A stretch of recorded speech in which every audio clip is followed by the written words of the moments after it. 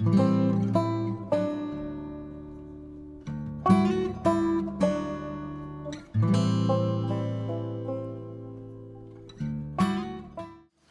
I'm Kimberly Provo. As the office manager, I have watched in awe as my amazing colleagues have shifted and pivoted and evolved their programs to help our community and take care of each other during this past year. So let's hear from each of our staff to learn more about what they are doing. New Year's resolution to go birding every week in the Mystic watershed.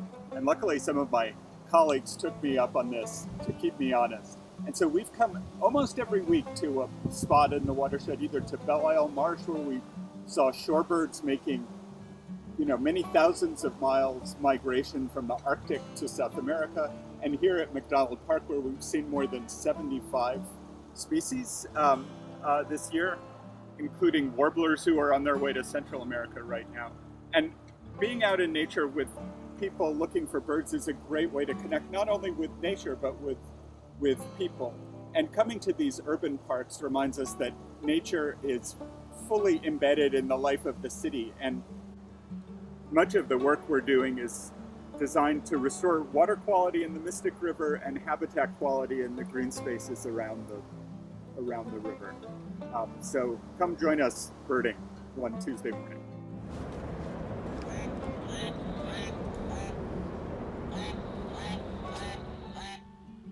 I've been out walking the parks along the river more than ever lately.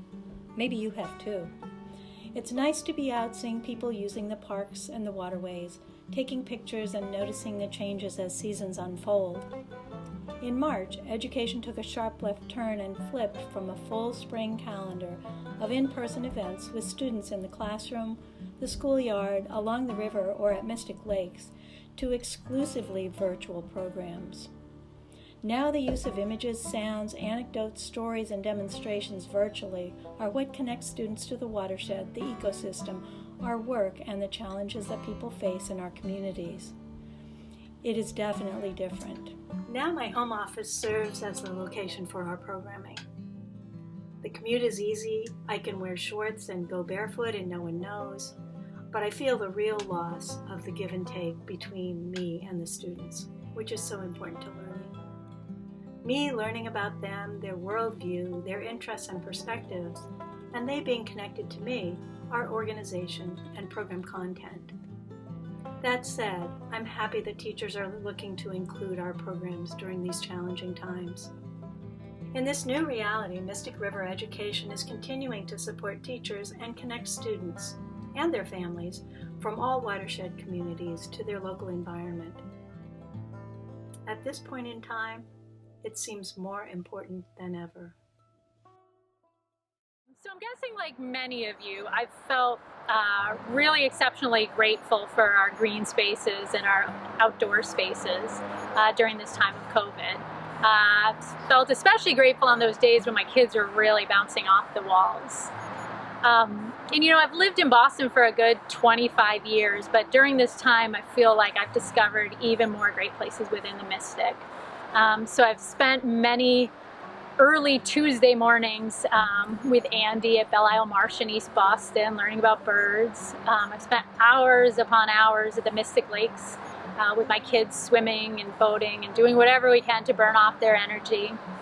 And I've also come here to Mill Creek. So Mill Creek is a tidal river. It's got salt marsh. It also has this great river walk. So if you haven't come here, I encourage you to do so, and you can follow this path up the creek. So we also recently, along with Green Roots, secured $300,000 in funding for Mill Creek, and in particular for the salt marsh here. So a healthy salt marsh is important for two reasons. So number one, it's important as habitat, so for the birds and other wildlife. And then secondly, it's important as a nature-based solution in climate resiliency, and that's important for all of us. Right time, right place, right reason. This defines our work on the Little Mystic Channel, an often forgotten corner of Boston's waterfront with a lot of potential. This area is located at the confluence of the Boston Harbor and Mystic River, and is at the intersection of a diverse community and an active industrial port.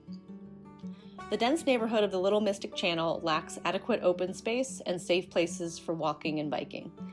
MyRWA knew that we needed to create quality parks that reduce the impact of heat in the summer, provide places for families to experience nature, and build shared use paths that connect to the larger network of Mystic Greenways. This work is done in partnership with a tremendous number of state, city, and community partners. I'm heartened by the progress made with this growing coalition. A new rail with trail and harbor walk extension is currently in the works. We're looking forward to these and many more improvements in the coming years.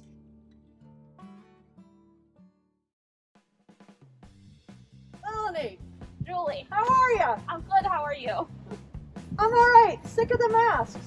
I'm sick of them too, but we gotta do it. Gotta do it. Yes. Did you have any idea that you'd be learning so much about regional infrastructure? I had no idea. Our saltwater portion of our watershed has so many people and so much critical infrastructure in one area.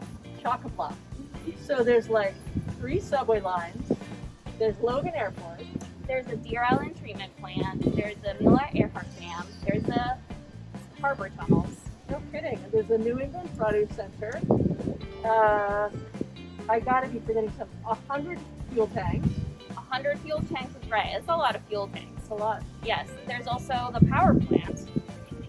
So because of all of this infrastructure, next to all these people, we got a $400,000 grant for the state to work with these facility managers and their host municipalities, see what would happen if we had a big coastal storm, what would break. And also who would be most impacted. So by the end of next year, we'll have enough information to have a list of priority items and ways to harden infrastructure and make sure we incorporate the people who would be most affected.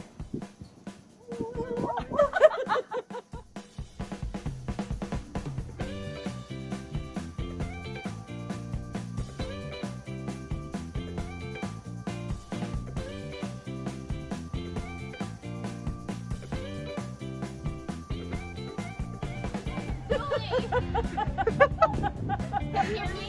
Can you hear me?